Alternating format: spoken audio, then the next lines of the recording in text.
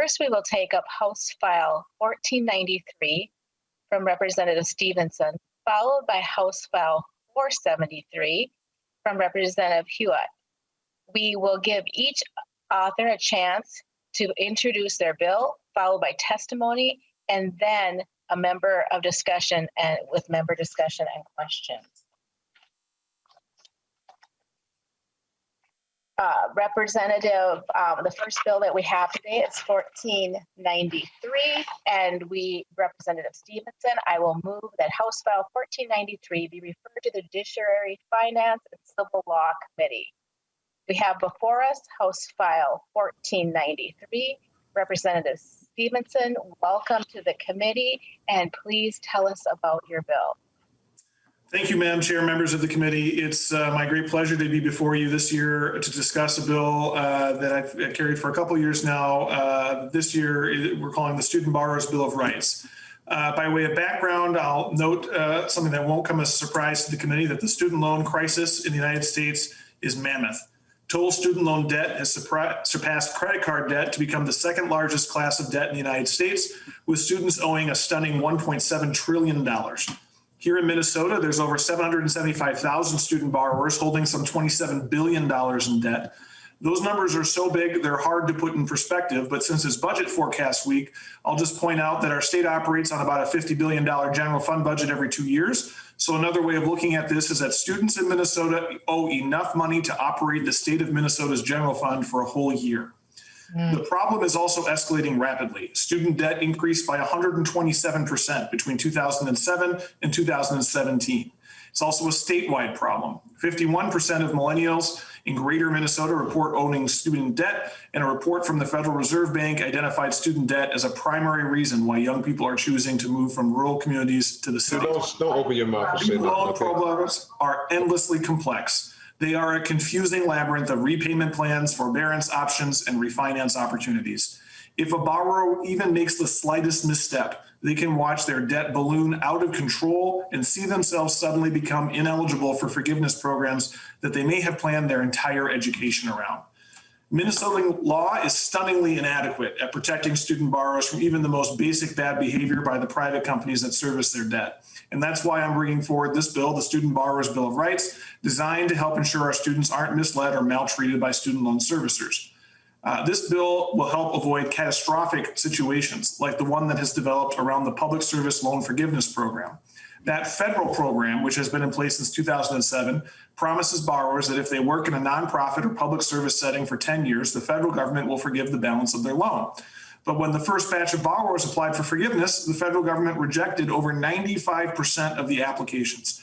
Thousands of applicants have been placed by their servicers on the wrong payment plan to be eligible for the program, or engaged in a refinance that made themselves ineligible, or hadn't gotten their employment certified. 10 years and thousands of dollars of payments, all for naught. In a moment, you're going to hear from some borrowers with similar stories about how the student loan industry has impacted their lives. And after that, I'd be very pleased to answer any questions that the committee might have. And Madam Chair, I do believe there was a couple of testifiers.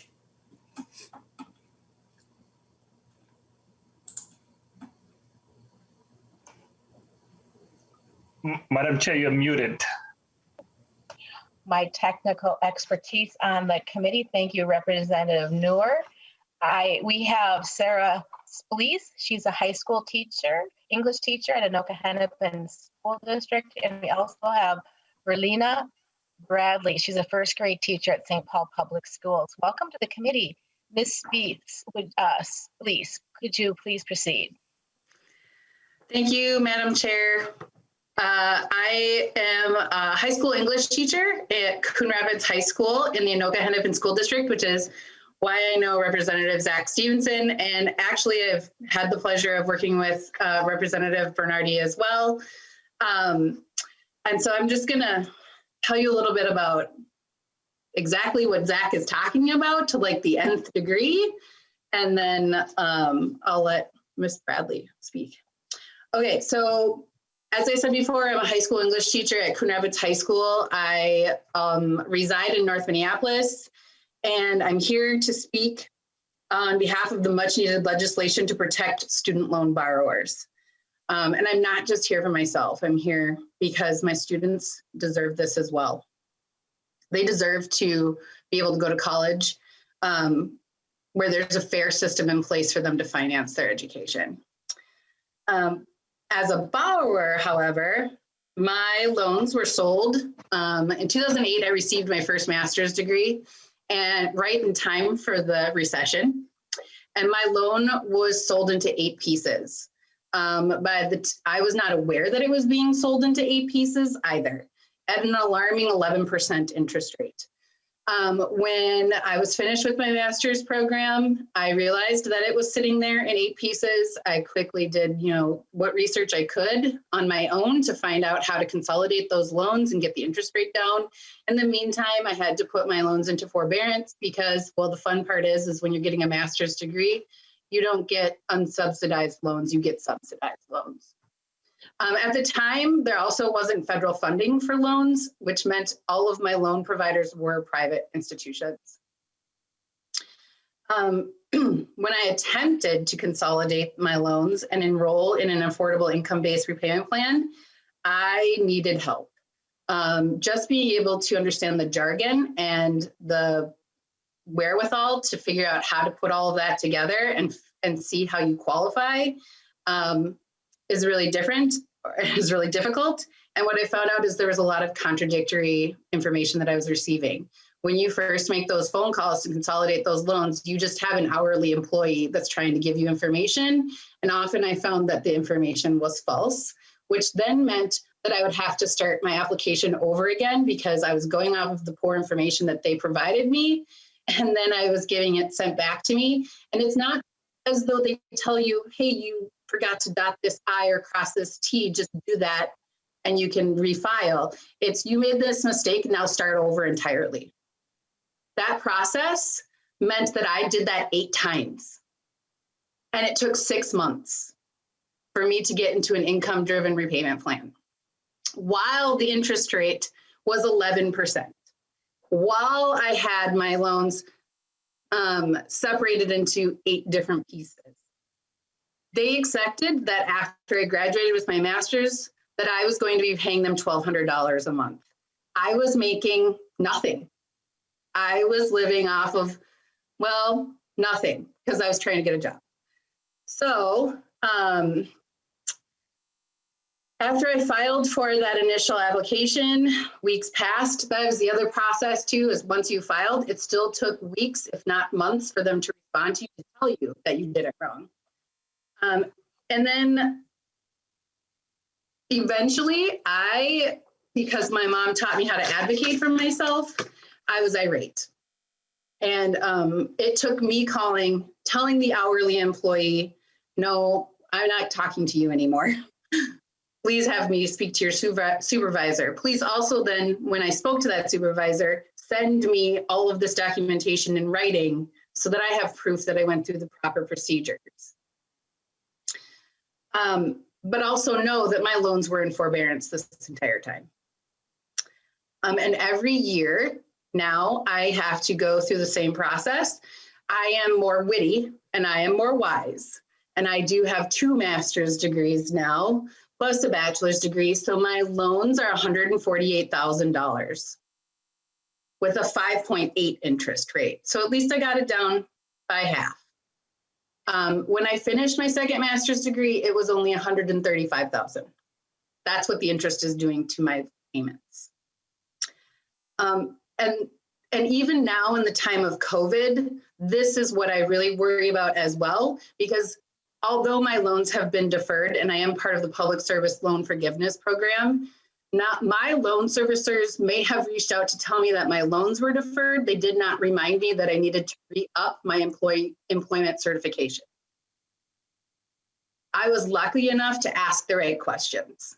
But if I had not re-upped the employment certification in September, they would have kicked me off of this plan and I would have had to start over. And that is something that we need to think about now when we talk about these loan servicer borrower rights being violated, is how many public service loan applicants are going to get kicked off in September because they didn't know to ask the right question. And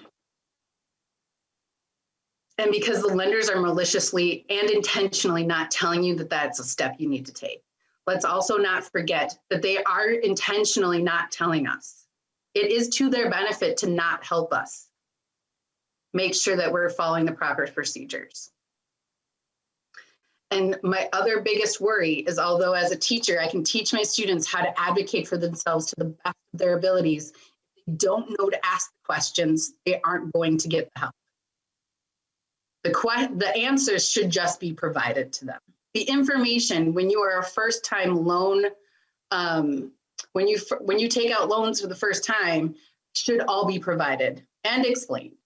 And instead, I'm teaching a college prep class, and that's what we focus on so that they don't get duped by these loan servicers. And I do also want to say this, that I'm a bit surprised that this is still a conversation, that we're still fighting for something so simple, because it costs nothing and it does all the good. This bill is common logic. I don't understand why we already don't have it. When all I've asked for through all of my struggles is just accurate information so I can do what I need to get to a place where I can afford to pay my loans back, go through all of the hoops that I need to, but at least know that the hoops are there so that I can stay in the public service loan forgiveness program and pay my payments.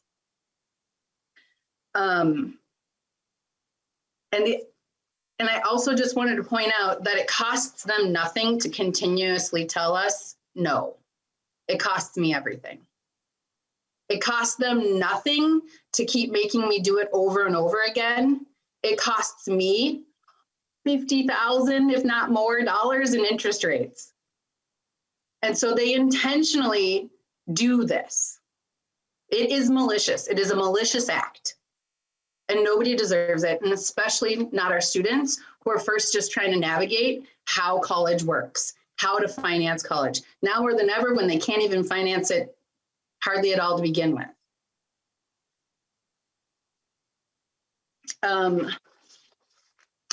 I will just end by saying that now more than ever is the time for this very common sense bill to be put into place, and to have the power of the state to cut through this red tape and help Minnesotans get answers and hold these loan servicers accountable.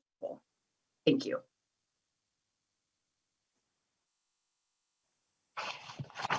Thank you, Ms. Blees. Now with us is Verlina Bradley. She's a first grade teacher at St. Paul Public Schools. Welcome to the committee. Thank you Please so state much. your name for the test and do your testimony. Thank you. Hi, my name is Verlina Bradley, and I am a first grade teacher at in St. Paul Public Schools. Good afternoon, Chair Bernardi and members of the committee. Yeah, being a first grade teacher is definitely something that is prominent in my life, and I love working with the littles, our youngest scholars, but to be honest with you, their future can be bleak if they've had to deal with the student loan representatives as much as I had. I'm in my 27th year of working in education, and this career has always been my first love, my everything. I eat, sleep, and dream education, not just for myself, but for my children and others. Serving students and families from my hometown community gives me such gratification and hope that I would not change my decision to become a teacher for the world. But pursuing my dream job has crippled my finances. I have accrued overwhelming debt, student loan debt mainly, and I have had to defer many of my American dreams of home ownership because the loans are sitting there. They've been sold to other companies. I don't know where they went.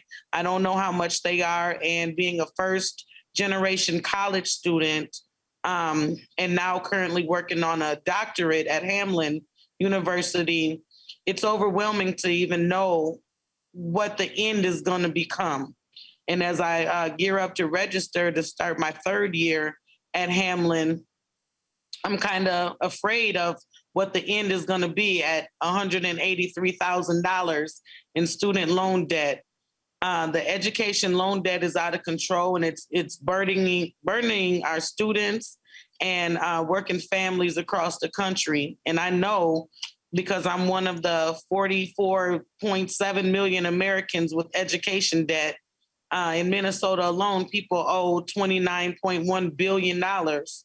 So families are struggling. I'm in communication with other educators who say they're barely making these balloon payments, and their families are oftentimes going to food shelves and borrowing more money just to make ends meet.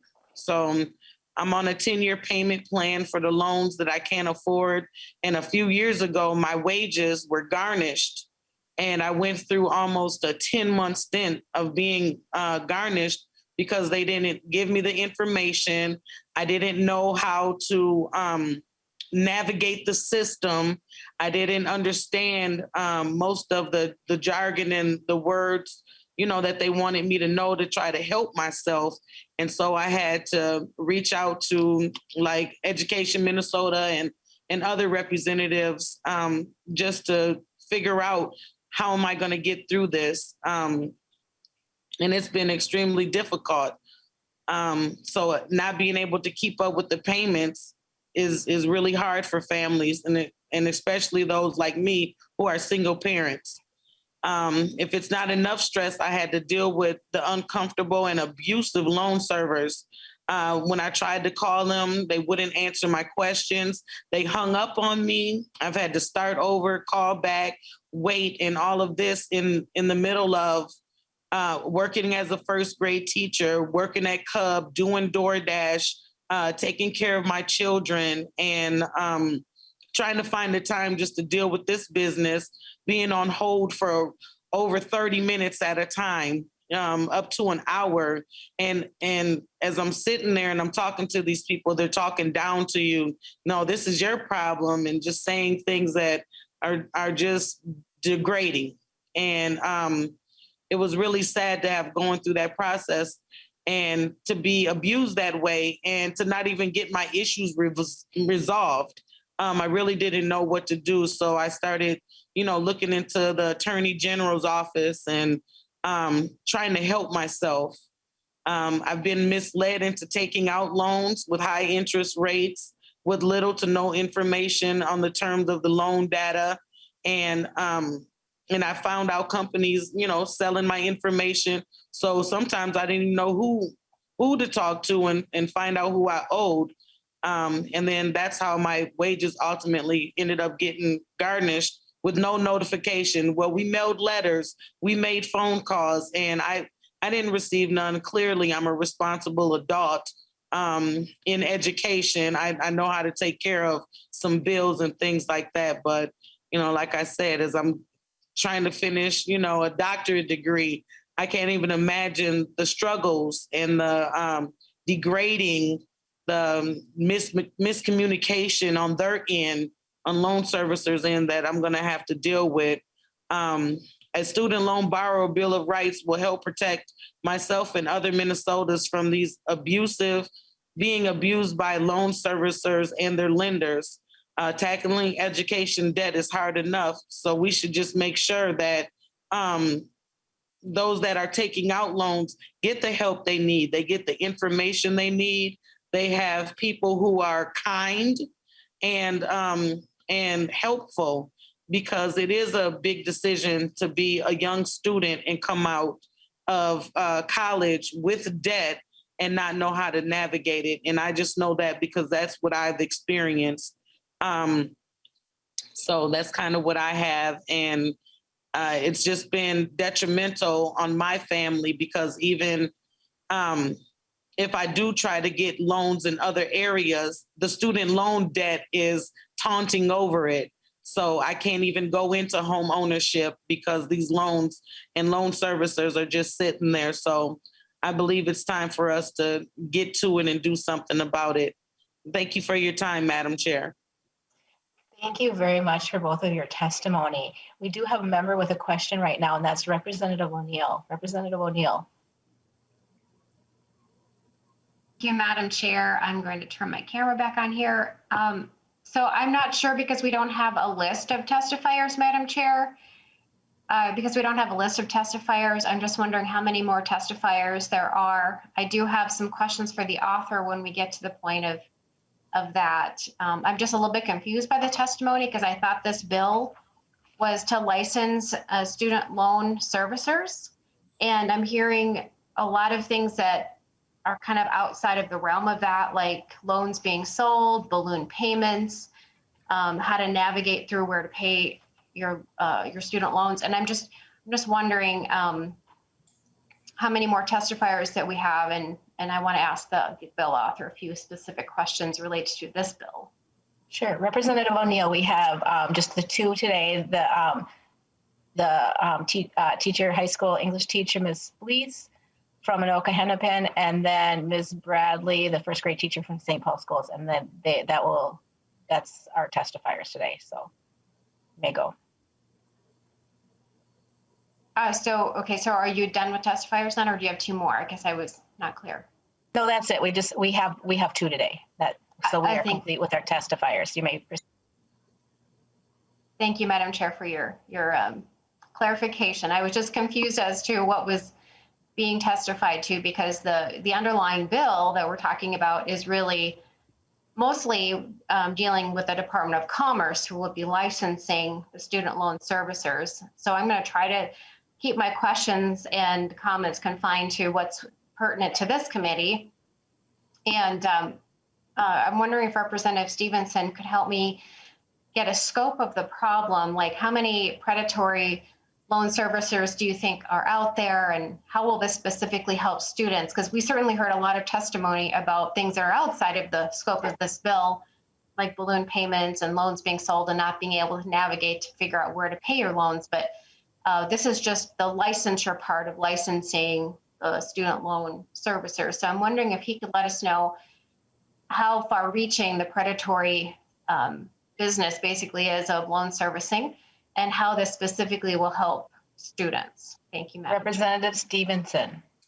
Well, thank you, Madam Chair, Representative O'Neill, and appreciate your concern about both the scope of the bill and the jurisdiction, of this committee. I would kind of direct you more to Section 7 and 8 of the bill, and note that a lot of the problems that the testifiers here were talking about, and other people have talked about being misinformed, misdirected, and mistreated by the servicers, are directly prohibited under the prohibited conduct section of Section 8, or the duties of the student loan servicers under Section 7. So if you take a look at Section 7, it talks about transfers of student loans, which creates a section of duties for student loan servicers that could very well apply when someone is breaking up a student loan and selling it to 8 different people, as Sarah Splice talked about. When you look at the prohibited conduct under Section 8, Subdivision 1 talks about misleading borrowers, Subdivision 2, misrepresentation, Subdivision 4, inaccurate information. And so those are all things that are prohibited, obviously. And so, the horror stories that you're hearing from the testifiers before the committee are directly affected by this bill. You're right that it does create a licensing regime, and that will be discussed in greater detail in the Commerce Committee, because it will be a Department of Commerce function.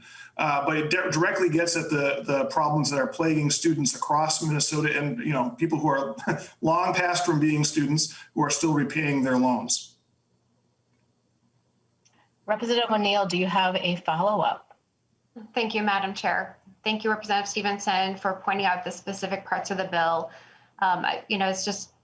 It's hard when you've got a bill that has, most of this is really within commerce. Just a little bit really pertains to the higher ed committee. So that's really great. Were you able to give us a scope of the problem? Like, do you have any numbers, or does the Department of Commerce have any complaints, or the AG's office? Do you have any substantiation of how far reaching this problem is? Representative Stevenson.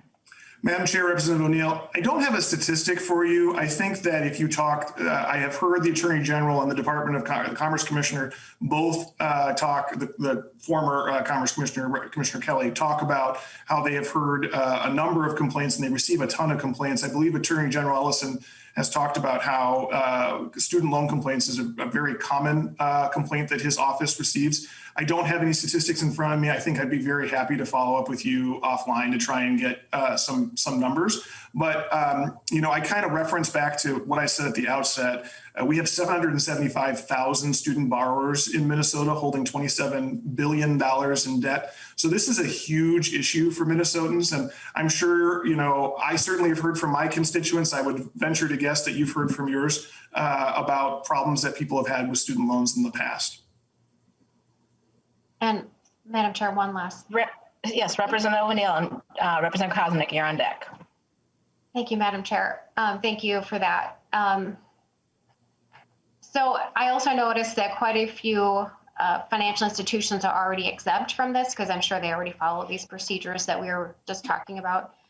So I'm wondering, how many licenses do you expect to be, or how many student loan servicers do you expect to be licensed? Because you've really exempted out the vast majority, it looks like, of those that would be doing loans. So I'm just wondering how many more servicers you're talking about.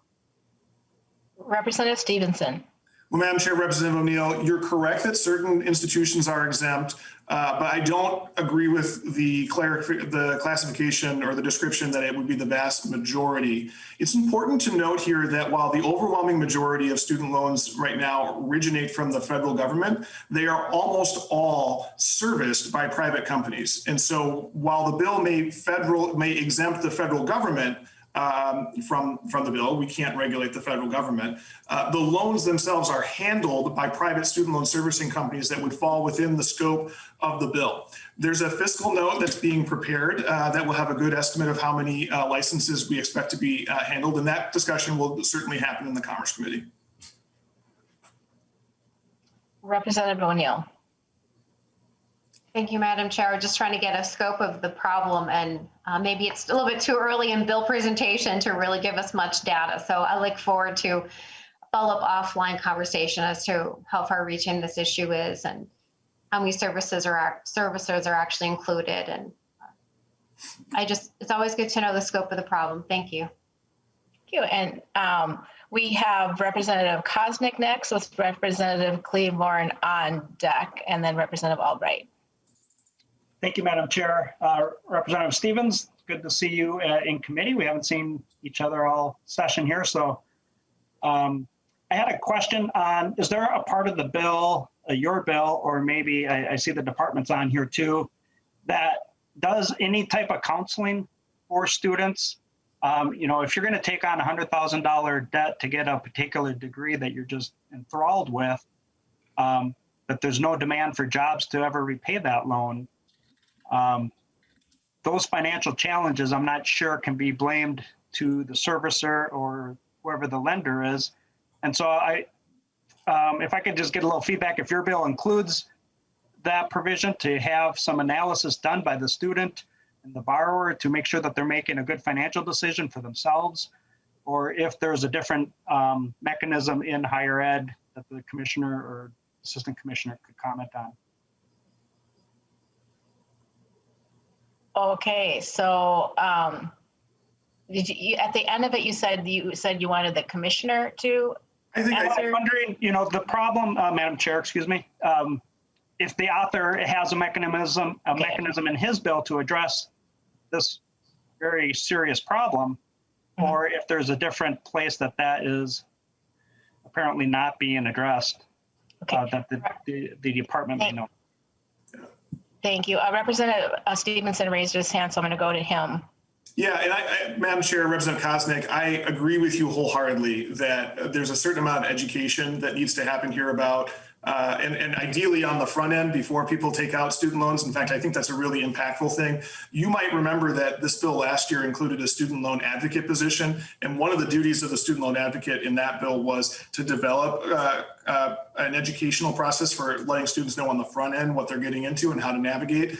We didn't include that this year, primarily because of the cost issues that were raised. We're trying to kind of break it down into some bite-sized pieces and start with the basic block and tackling of making sure we're holding these companies accountable. But I very strongly support what you're talking about and would, in fact, love to work with you on trying to develop that as we go forward. If I could also just take a moment, and it occurred to me after I finished answering Representative O'Neill that because the bill was around last year, we do have a fiscal note from last year's bill that might contain that information. So I went back and looked, and Commerce estimates that 20 companies would apply for licenses in Minnesota. So to Representative O'Neill's question, I'm sorry I didn't think of that backdoor answer sooner, but I was able to go back and look that up. Thank you. Representative Koznick, do you have a follow-up? No, ma'am, and I'll refrain from adding any narrative too. Thank you. We have Representative Cleveland and then Representative Albright on deck, and then our last person that has raised their hand for a question is Representative Newer. So Representative Cleveland. Sorry, I lowered my hand and forgot to take the mute off. First, I would like to thank the testifiers for being here and for sharing their very personal stories about financial debt. Most people don't want to ever do that in public, and it allows us to have a very important conversation. One of the things that I heard Ms. Spies say is that she borrowed $135,000, and because of the interest and compounding, she's now at $148,000 while continuing to make payments. I just want to acknowledge that, and I want people to think about it. And one of the things that I've spoken to Representative Stevens about is the compounding of interest and capitalization of interest. And while I know that's outside of the purview of this bill, it's a huge problem for all of our borrowers, and it's something that we need to address as a whole someplace in the conversation about student loan debt. The other piece that I heard made reference to that people were going out and taking these degrees where there's no job to support them. I understand that our first grade teacher who was testifying, I wrote your name down and I am so sorry, I'm looking for you on my screen. Ms. Bradley. Thank you, Ms. Bradley, for coming back up on my screen. Yeah. First grade teachers who are going out to get PhDs to serve our community are not doing it because they just are reckless with their money. They're doing it because they understand the importance of having people with a lot of education making good policy decisions that will drive the lives of these first graders. And they are taking on debt in this regard to serve communities, to serve families, and I just could not let that comment go. So I want to honor the work that you're doing for our state and for our children. And if we would like to have a conversation in this committee about the importance of education and driving good practices for our children going forward, I'm happy to have that conversation all day long. But I just wanted to acknowledge those comments that I heard. And Representative Stevenson, I just want to thank you for bringing this important bill forward. Anyone who has knocked doors in their communities have heard these horror stories over and over. The bundling of the debt, the moving of the debt, the inability to get answers. We've had people who have been working in the nonprofit sector thinking their debt would be forgiven. They've taken these lower paying jobs for debt forgiveness, and then poof, it disappears. This is a really important piece of legislation, and I'm very supportive of it, and thank you for bringing it forward.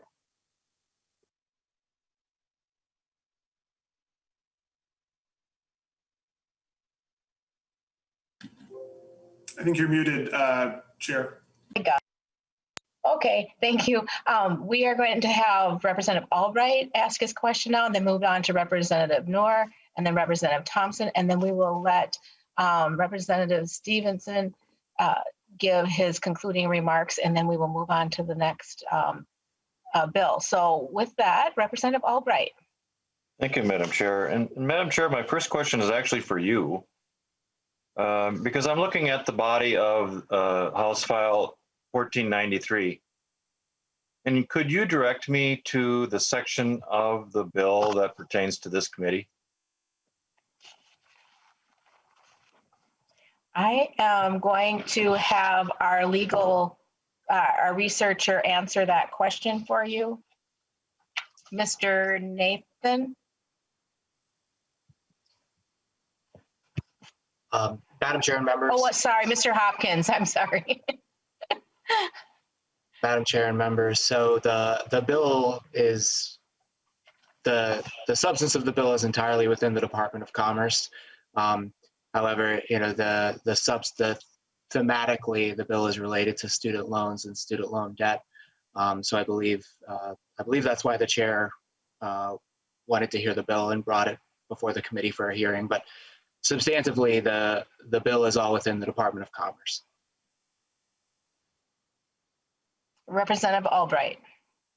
Madam Chair, notwithstanding the concerns that we all have for students and for individuals that want to advance their careers, that undertake contractually debt, and while I certainly sympathize with those and the the comments that have been made,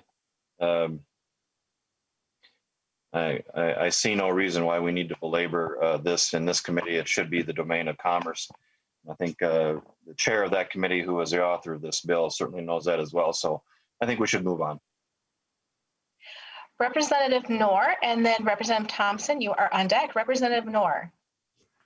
Thank you so much, Madam Chair. Thank you to the two testifiers, Ms. Bliss and Ms. Bradley, and thank you to the author of the bill. This is an important conversation when it comes to higher education. Seeking a higher education should never be a burden to anyone. I'm one of those student borrowers who's still paying his student debt. And it's an important conversation for us to have, because that's what is impacting and holding back so many students and families with their lives. So this is an important conversation, and we need to look into how the industry, the services are done in terms of lending to the students, which actually, quite frankly, disproportionately harms people of color and indigenous. So it's something that I think we need to look into to be able to understand the impact and the harm that has been done, and so that we can help achieve a successful outcome for all students. So thank you so much, Madam Chair. I will not put a question forward, so we want to proceed to the other conversation that we want to have. So thank you so much, Representative Stevenson, for bringing this bill forward. Representative Thompson. Hey, thank you so much. Real quick, Chair Bernardi, 12 years ago, my kid, I'm a new parent too, so 12 years ago, I was a new parent, but, you know, just to bring my kid someplace for daycare, and I wanted to make sure that there was somebody who was caring and also nurturing the kids.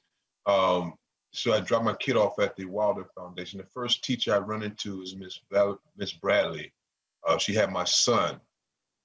12 years now, and still, but to see Miss Bradley on this screen saying that I've worked for DoorDash and I can't afford a home, and I know how serious she is about kids and education in our community, because my kid's 12 and still in contact with Miss Bradley, and she's still in contact with the kids from that year. Here we are, someone that's really someone who can really help with the achievement gap, with the you know, we talk about finding qualified teachers of color, and we're punishing her for getting the education. Pretty much is what I feel like. You know, and I know plenty of people with these lambskins and a lot of debt.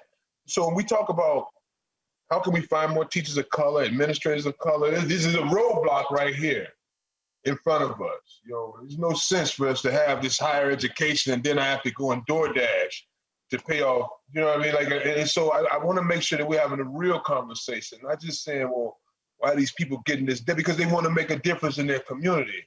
I know someone also, not to just like go on a tangent again, I know somebody with a 4-year degree in mortuary science because they wanted to be a mortician, only to find out that these businesses are only ran by families. And so now I have a 4-year degree and student debt, by the way. I can't own a home, because I have all this, but I have a degree. So I just want to like have a real conversation. Maybe we could do this another time, but I do know that I didn't expect to see my son's, Head Start teacher and kindergarten teacher here, like, and saying I'm door dashing when I know that this is a pillar in our community that really cares for our children. So like, this is my life's experience. And, just because my lived experience is not everybody else's, doesn't mean that it's not true. And I speak for Sister Bradley. That just because her lived experience is not yours doesn't mean it's not true and that we shouldn't help. Thank you.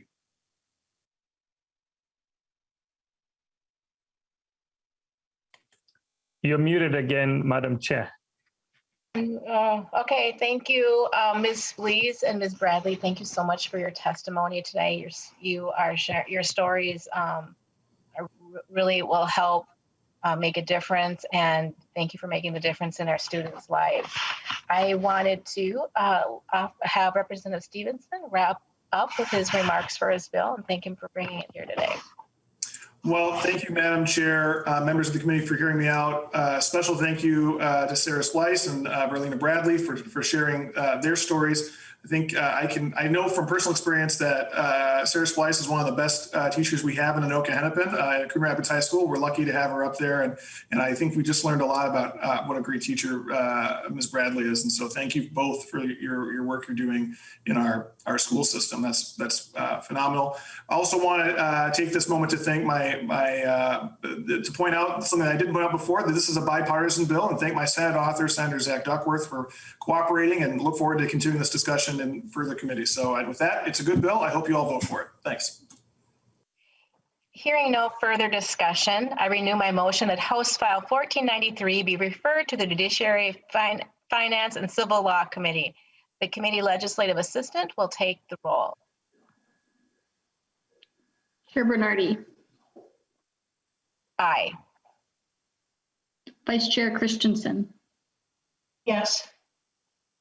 Representative O'Neill. O'Neill votes aye.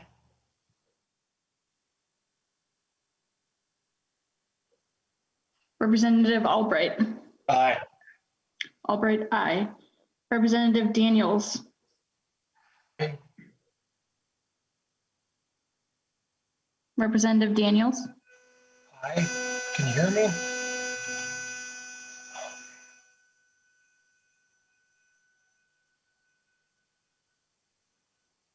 We could hear you a little bit. Can you say that again, Representative Daniels? Daniels votes aye. Okay, Daniels, aye. Representative Erickson. No. Erickson, nay. Representative Hansen. Hansen, aye. Hansen, aye. Representative Heintzman.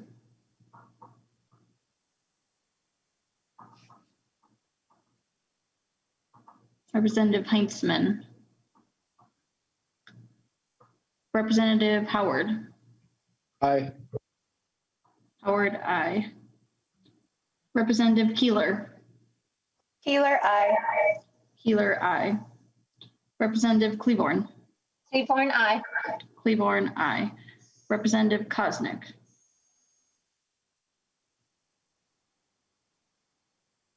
Representative Koznick. Representative Kresha. Grisha, no. Kresha, no. Representative Mason. Mason, aye. Mason, aye. Representative Meckland. Mecklen, no. Meckland, nay. Representative Knorr. Yes. Knorr, aye. Representative Sandell. Yes. Sandell, aye. Representative Sandsted. Sandsted, yes. Sandsted, aye. Representative Thompson. Thompson, yes. Thompson, aye. And Representative Heintzman? Representative Koznick? Pass.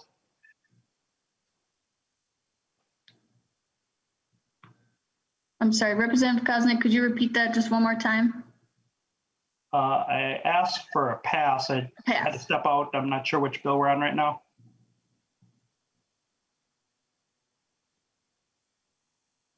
This is for 1493. No. Koznick, nay.